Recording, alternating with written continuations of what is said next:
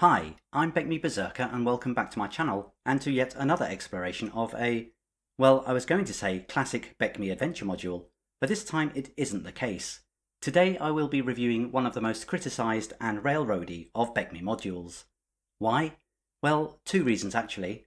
The first is because it's far too easy to look back at BECMI with rose-tinted glasses, and very rare to see anyone revisiting the bad publications. The second and main reason is because I made a promise to someone I met at a recent convention to review a module of his choice. For some reason only known to him, he chose this one. So Ian, this one is for you. The module I am of course talking about is B8, Journey to the Rock, written by Michael Malone and published in 1984. This adventure module was setting agnostic and not linked to the BECMI known world or any other campaign setting, meaning it could be dropped in anywhere. I'm not going to be able to do this video without really walking it through, meaning there will be huge spoilers, but if I didn't do that, this would be one of my shortest videos ever, consisting of they get hired, they take a path, they get to the rock, and they complete the adventure. That's it. So to make this more interesting, I've got to get into it.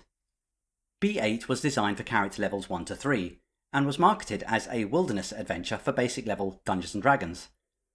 This might suggest that there was scope for the characters to interact heavily with said wilderness, and treat the environment like a sandbox. The truth though is that this adventure is terribly linear, short on choice, and full of content that, well, just has one scratching their head in dismay. In terms of this adventure's presentation, Journey to the Rock consisted of 32 pages of content, the average for BECMI modules. The cover, with this lovely front illustration by Larry Elmore, followed the same format as most TSR products of the day and could be removed to double as a DM's screen, but barely, as you can see here. The cover consisted of just 2 panels illustrating the main areas of the adventure. I'll come back to this later. Now I need to pause a moment to prepare you. From pretty much the first few paragraphs of this adventure module, this publication has been, in my opinion, terribly written. I'll collect my thoughts and let you have them in my summing up, but seriously, this was hard going. If the following scene setting makes little sense, then it's not you, it's the module. You're doing fine. Okay, so what was Journey to the Rock about? Well, at this point I normally offer you a summary of the module's background, but honestly, I've been struggling to do that without confusing you along the way. So this time I'm going to go through the actual published text, because really this is as confusing as hell. The adventure background begins as follows. Thousands of years ago, Tuma, an unfortunate name I think, was a city of wealth and glory, and its people lived by a code of wisdom, honour, justice and peace. How lovely. This city of law roused envy and hatred in the hearts of those who followed the ways of chaos. I suppose just because. Many times evil armies attempted to destroy Tuma, but its defenders were always victorious. Finally, the enemies of Tuma used powerful evil sorceries to remove the inhabitants of Tuma, repetition there, to another plane of existence, where they are still trapped. Ooh, okay. In time they were able to banish the city itself. Over the centuries, Tuma became a forgotten city, the subject of superstition and whispered legends. Only one man knows its true story, Liedrium Arcaes. Right, so an ancient city and its inhabitants somehow got teleported to some unknown place by evil sorcerers because they're evil and jealous. Seems very 80s so far, even if a little sketchy on the details. Let's keep reading. Arcaes was once part of the ruling council of the city of Tuma.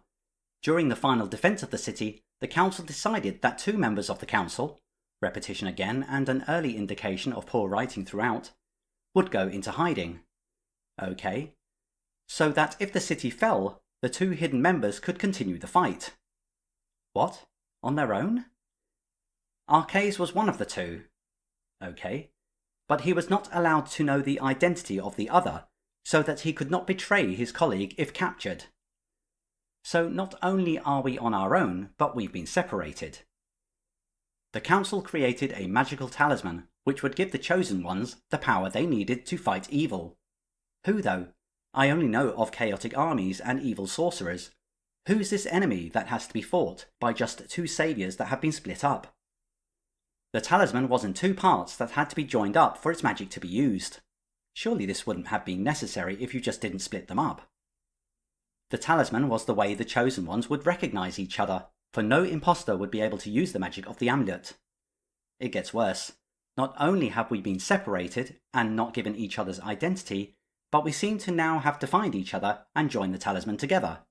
Even the worst of 80s sword and sorcery films didn't have plots this bad. Or maybe they did. The amulet also kept the chosen ones from aging. Always convenient magic. Why doesn't everyone just do this? Arcades' half was hidden in the Hall of the Rock, presumably until he's found the person with the other half. I have so many questions. The enemies of Tumor could not destroy the talisman, so they knew about it somehow.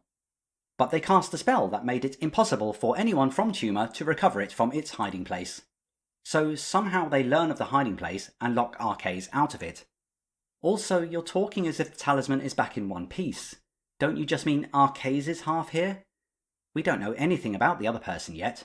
Plot twist, we never get to learn anything about them. Arcades has hired adventurers to get the talisman for him, but all have failed. Wait, what? Let me get this straight. Arcades and some other person have been given half of a talisman to somehow help save a city, but have to join the halves together, despite not knowing who the other is. Arcades' piece is hidden in a place called the Hall of the Rock, but not really hidden because his enemies know where it is and have locked Arcades out from it. But he's now locked out because the evil sorcerers say anyone from Tumor can't get in. Wouldn't you just take a lad along and say, "Just pop in there for me, will you? There's 100 gold pieces in it for you." Truly this is nonsense. Anyway, back to the text. Although he is a just and honourable man, and stupid, Arcades never reveals the nature of the talisman or his own true identity, unless absolutely necessary. As far as anyone else is concerned, Arcades is a wise and eccentric wizard, who long ago gave up adventuring to study philosophy and write poetry. So he's been poncing about for thousands of years whilst his fellow Tumor people are trapped in some faraway place. Are they not also aging? Otherwise, the subsequent generations might actually like where they now live. If the player characters reach the Hall of the Rock, the magic that prevents Arcades from entering the rock will be broken. He can then recover the talisman even if the player characters do not. So it gets worse. Someone not from Tumor only has to break the ward stopping Arcades getting in. This could have been over millennia ago. If the player characters succeed in their mission, Arcades will at last have a chance to free his people.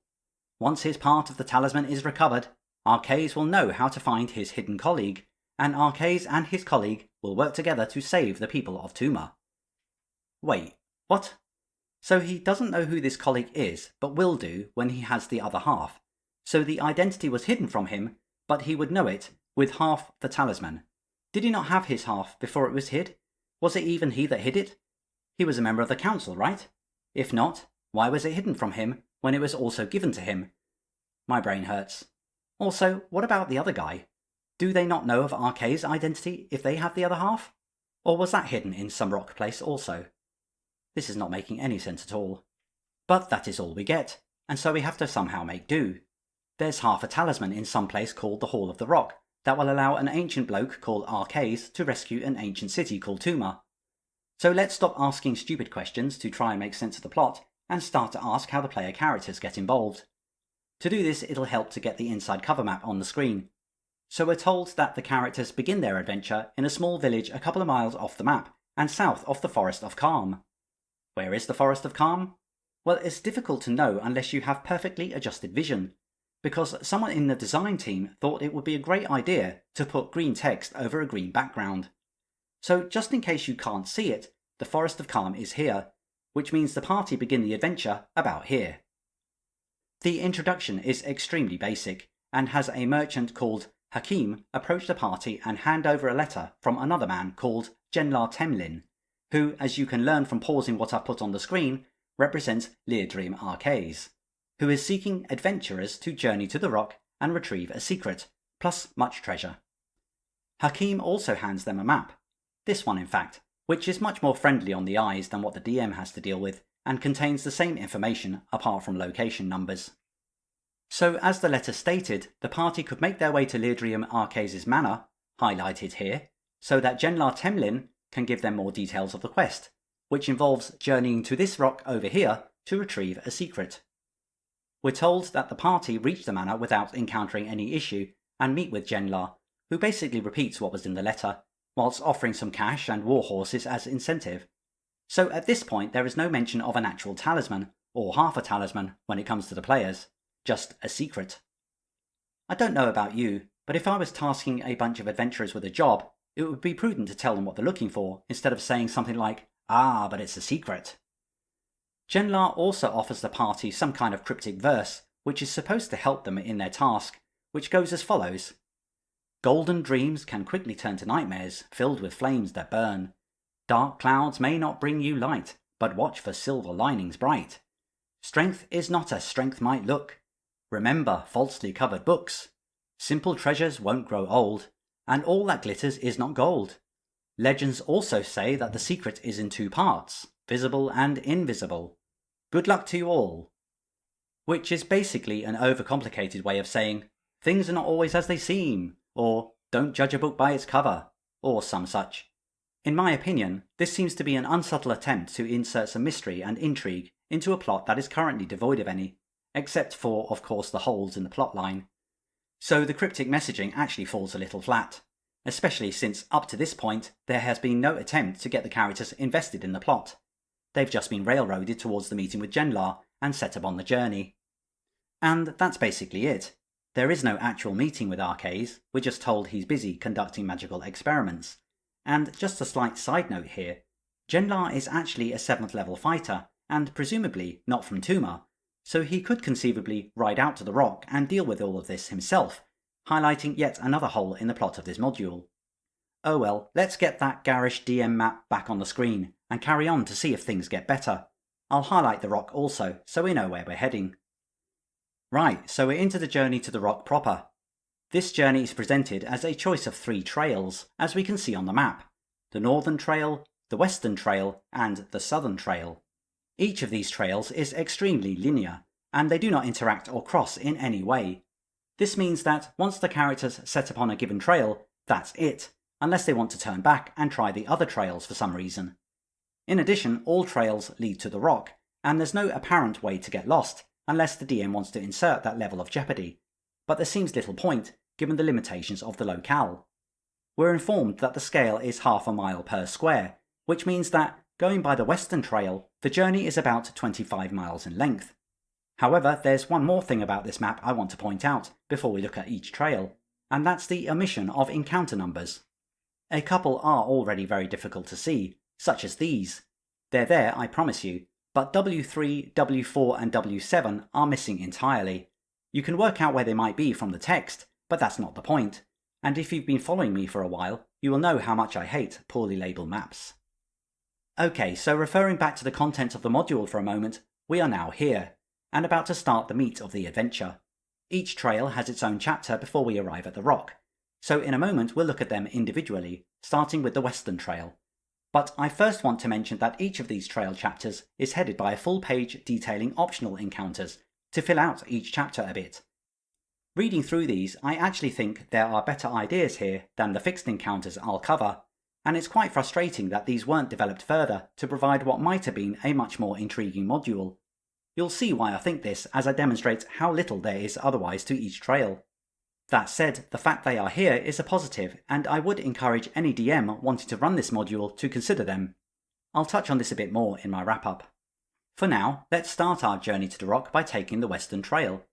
The first encounter we come across is actually before we encounter the choice of 3 trails, and consists of an attack by some harpies, and then the possible exploration of their nearby lair, which offers the potential moral dilemma of killing harpy babies.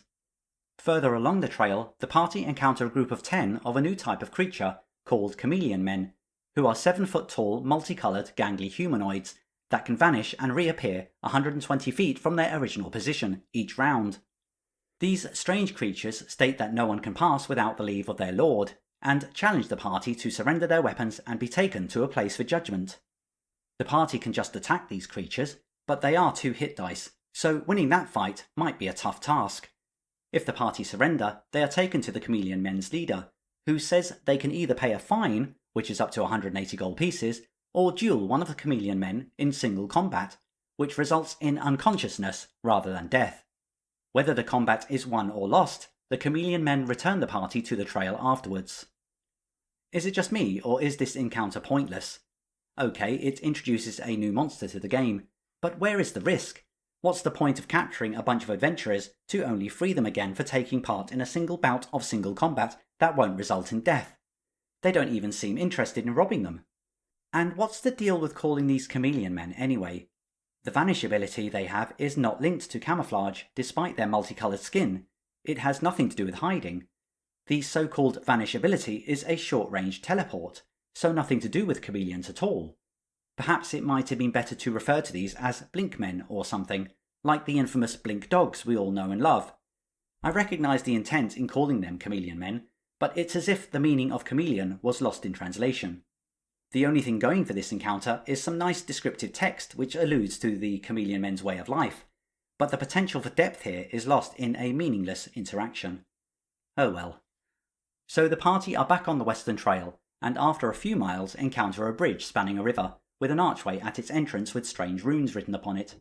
If the runes are understood, they state, "Let no man cross the bridge without first giving to the water that which is due." So basically, any male human wanting to cross must pour some water into the river first. Now, I'm not really sure how this is due, and why only male humans must honour this ritual. Secondly, what's the point? I mean, does the river need it? It's been sitting there for hundreds of years without needing human men pouring water into it to survive. I nearly said something else there, and you know that is where this encounter will go with a bunch of players with a humorous streak. Anyway, any male human not giving what's due before crossing is attacked by a couple of water weirds. That's it. Put some water in the river or kill the water weirds. Nothing more to see here. And so we're already at the final encounter on the Western Trail before the party reach the rock, which is coming across a stealthy dwarf who has been shadowing them in the hills, apparently leading them away from a gem vein he's protecting. Anyway, any interaction with him can result in the potential to gamble for gems, with a weapon throwing contest.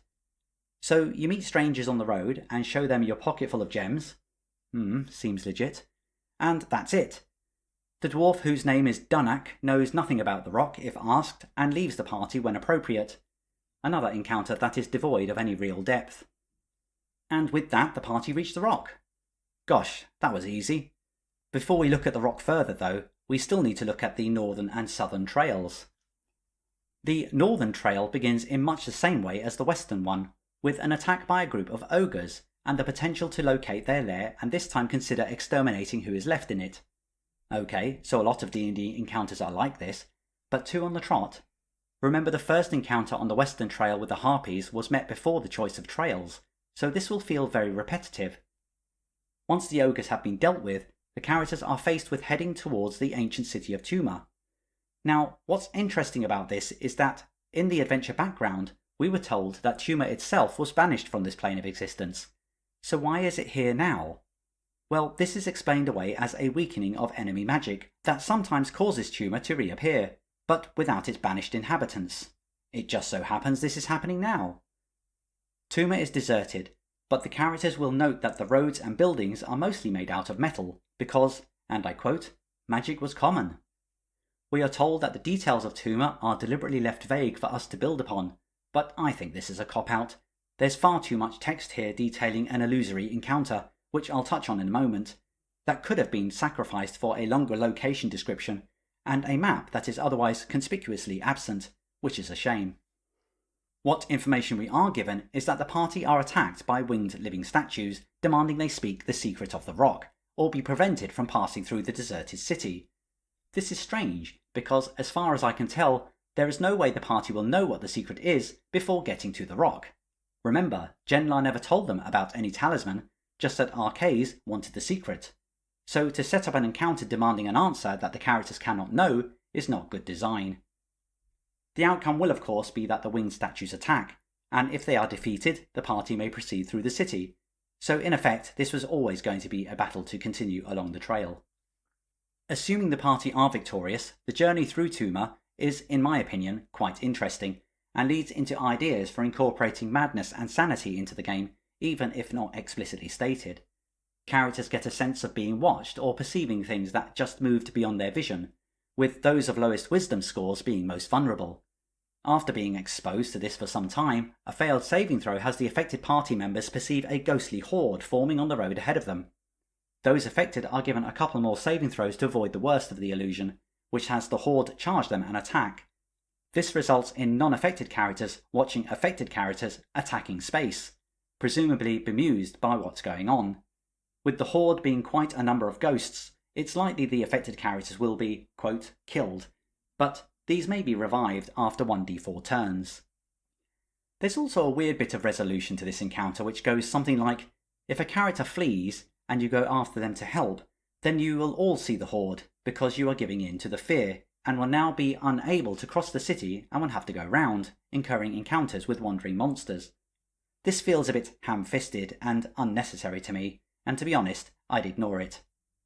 Apart from that bit, I actually really like this encounter. It reminds me a little of the journey through Marigore by the protagonists in David Eddings' The Belgariad, where the ghosts of the slain may cause travellers to the region to go mad, avoided only by wearing a blindfold.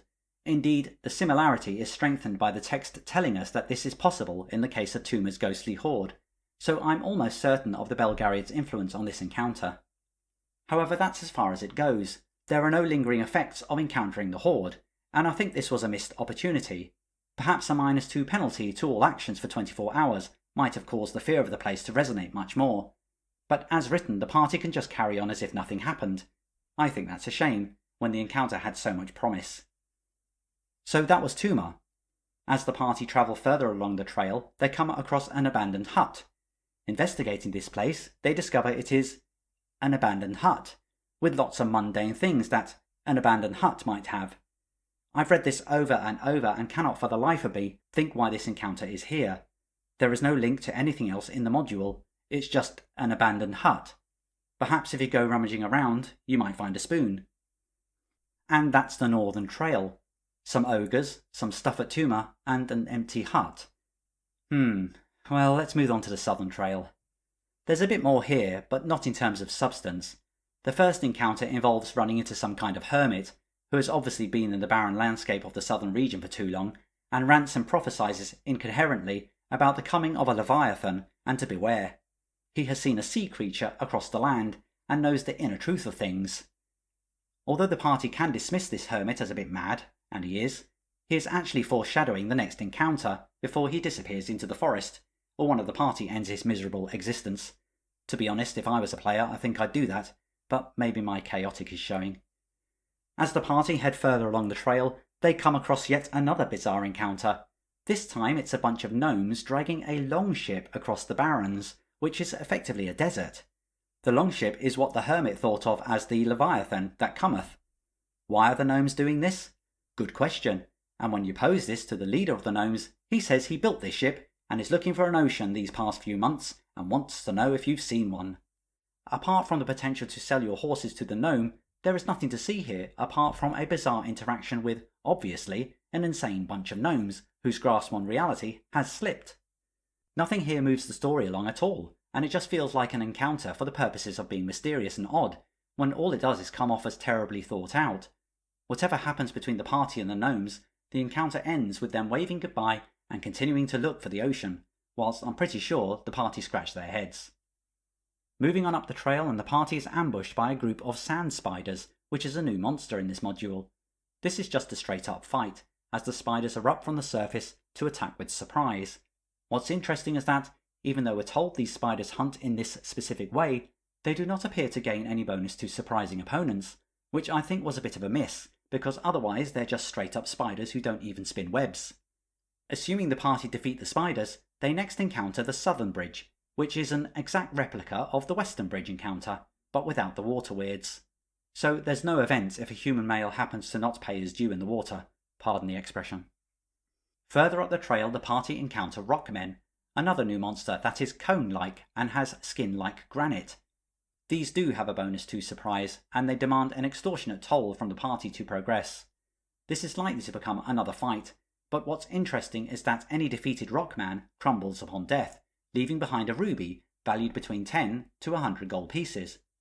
Whilst I think this is pretty cool, I also think that rockmen would have been hunted to extinction by now. Further up the trail still, and the party are ambushed once again, this time by goblins, 25 goblins in fact. The leader demands the party's stuff, which never really works, does it? This could be a mean fight considering the numbers and the combat encounters beforehand. Otherwise, it's quite a mundane encounter that has no actual link to the quest at hand. The enemy could have been anything, and it feels like another encounter just got added to the trip. The last encounter before reaching the rock is that of a dead gnome, which indicates the location of a nearby cave. I would have put this at the same level of usefulness as the abandoned hut in terms of it being deserving of an encounter, but at least the cave offers rations, weapons, and even limited healing. And then the party arrive at the rock. Clearly the southern trail is tougher than the other two, with 3 combat encounters that could be deadly to low-level characters. So we have now followed each of the 3 trails and arrived at the rock, which is described to us as a pillar of stone that has a flat summit and steep sides. The rock is 150 feet tall from the base to its summit. The base is roughly rectangular, 50 foot wide on its northern and southern sides, and only 15 foot wide on its east and west sides. The rock becomes more circular near the summit, but this actually has no bearing on what happens next, and just makes the location seem a bit cooler. The sides of the peak are steep, and we're told it would be very difficult to climb them. As the party approach, they become aware of a female voice warning them to stay away. We all know that no one listens to that advice, and so on further investigation, the party spot a young woman chained to the rock, informing the party that a hag has imprisoned her here because she is jealous of her looks. I miss the 80s. Apparently not all is as it seems. Who'd have thought, huh? The fair damsel is actually a creature called a crone of chaos, who has been charged by the enemies of Tuma to prevent anyone from retrieving the talisman, which of course means she's been here for thousands of years. I'm not even going to get into that. Essentially, the crone uses her powers to attack the party when they let their guard down, and being a 6-hit dice creature, she is a powerful opponent for a low-level party. That said, if prepared and fortunate, she could be dealt with quite easily. On dispatching the crone, the party should be able to locate a nearby magical sword, which is a +2, very generous for a basic level adventure. Along the length of the sword is inscribed, "Broad and wide the path to nowhere, thin and narrow the way to true riches. Unravel the riddle, the riches to win." Basically, this means that the entrance to the rock is via the narrower sides of the rectangular base, and apparently all the party members have to do is feel around in those areas and their hand will pass through. No key or even magical sword required. I have so many issues with this. First, are you seriously telling me it was this easy to gain access to the rock? Surely Arcaes could have blown this old crone out of existence and then sent in that lad I spoke about during the adventure background to break the ward, and then Arcaes could just go in and do the rest. Remember, when someone not from Tuma enters, the Death Star shield is down, and Arcaes can just walk straight in. Secondly, why on earth would those wanting to prevent anyone entering leave a clue lying around on a magical sword in the same vicinity? Again, this smacks of mystery for the sake of mystery without the need for any of the dots to join up. But okay, let's say the crone cops it, the party have the sword and find the entrance and walk in. Bizarrely, they find themselves in the centre of a massive chamber, as shown on this map from the inside cover. Clearly, this is some kind of extra-dimensional space, as it's far bigger than the rock base was. There doesn't seem to be any actual need for this, except to build up some kind of dramatic effect, but it's unnecessary. The chamber is described as 380 feet by 240 feet, and goes to a height of 350 feet, whilst somehow enjoying sunlight. The left of the chamber appears worn and in need of repair or attention, whilst the right of the chamber is wonderfully decorated. At the top of the chamber are 2 pairs of platforms, each supporting a statue of a king, flanking 7 treasure chests, which from left to right increase in opulence, from basic wooden to magnificently decorated in gems. In addition, the words Hubrellis Tumassen are emblazoned on the floor before them, which means the great pride of Tuma. At this point we are offered 2 endings. One is that the 4 kings animate and attack the party, but we are advised to consider this only if the party is in good shape. The second ending is what would happen anyway if the statues are defeated, which is that each party member hears voices encouraging them to choose a chest to open. What they hear depends on their wisdom, but essentially this is the climax of all that "don't judge a book by its cover" messaging we've been getting. It should be obvious to open the chest furthest on the left, but if any other is chosen, the party hear a booming voice accusing them of greed, and they are immediately teleported back outside the rock.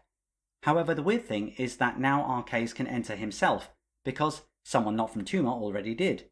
So all the party need to do is travel back to the manor and inform the dumb wizard.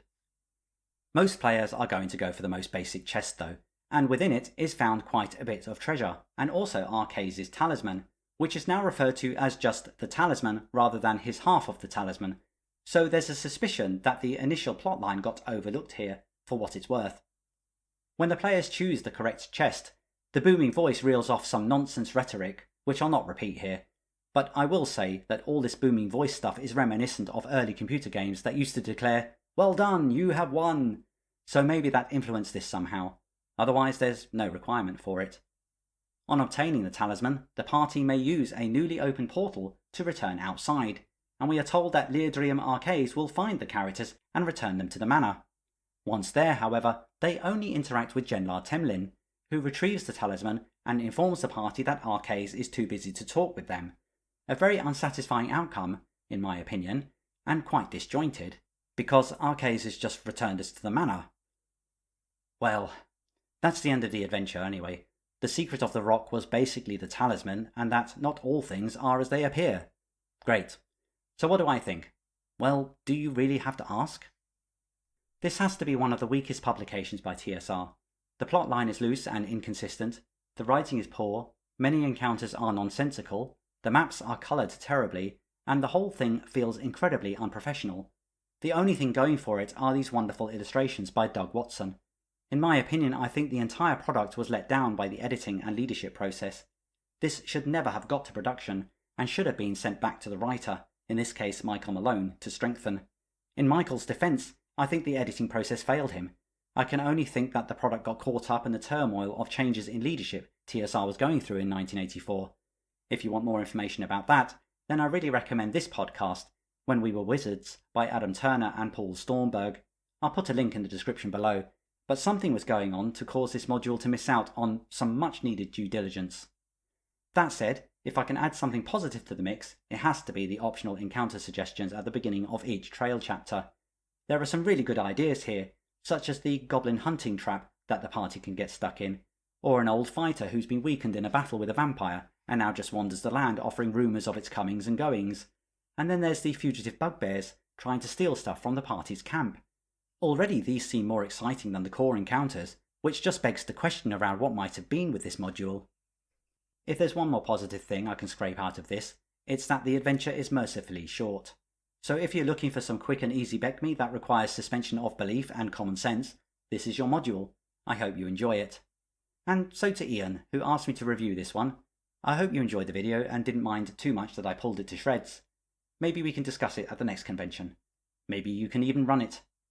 Otherwise, to all of you, please give this video a like if you did indeed like it, and please hit the subscribe button if I've earned your future attention. If you'd like to thank me further, you can buy me a coffee, link on the screen or in the description. I'm BECMI Berserker. Keep making your saving throws and I hope to see you back here soon.